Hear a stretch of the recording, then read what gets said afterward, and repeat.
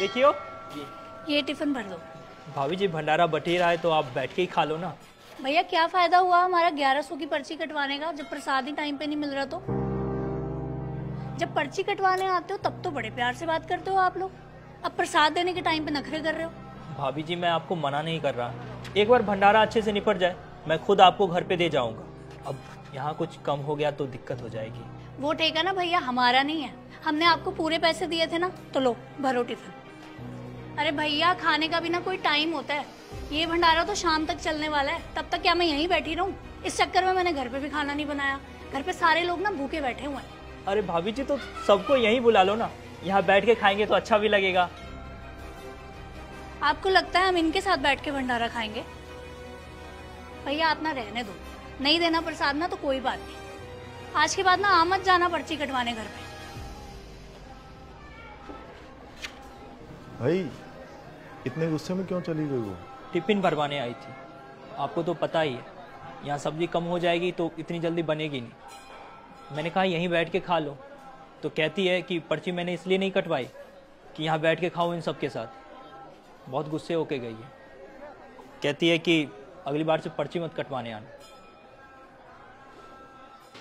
भंडारे की कितने की पर्ची थी आपकी? 1100 की। ये लो भाई साहब 1100 का प्रसाद। पर आप ये मुझे क्यों दे रहे हो?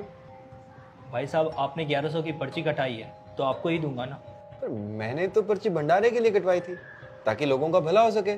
भाई साहब लोगों का भला तो होता रहेगा, आपका जरूरी है, आपने पैसे जो दिए थे। लेकिन अगर 1100 का प्रसाद मुझे ही दे दोगे तो मेरे दान करने का क्या फायदा हुआ? अब ये चीज़ तो भाई साहब आपको भाभी जी को समझानी चाहिए ना। माफ़ करना भाई साहब, आगे से आपके यहाँ भंडारे के लिए पर्ची कटवाने नहीं आएंगे। कुछ ऊंच नीच बोला हो तो माफ़ कर। राधे राधे।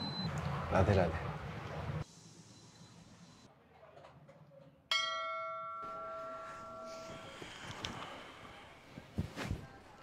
हम यहाँ क्यों आए? तुझे पता है भंडारा क्यों लगाया जाता है? ताकि सब तरह के लोग यहाँ बैठ के इकट्ठे होकर खाना खा सकें। सुन, उस लड़के को देख, देख कितना खुश है। पता नहीं कितने दिनों बाद आज उसे ढंग का खाना मिला होगा। तुझे पता है भंडारे का असली मतलब क्या होता है? कि यहाँ जात पात धर्म समाज कुछ नहीं देखा जाता, देखा जाता है तो बस दान देने वाले की नीयत। और पता है हिंदू धर्म में सबसे बड़ा दान क्या है? अन्नदान। और मुझे लगता है कि हम बहुत खुशकिस्मत हैं कि भगवान ने हमें इस लायक बनाया कि हम दान कर सकें। और अगर दान देके भी कोई इंसान ये जताए कि उसने दान किया है तो उस दान की कोई वैल्यू नहीं रह जाती है।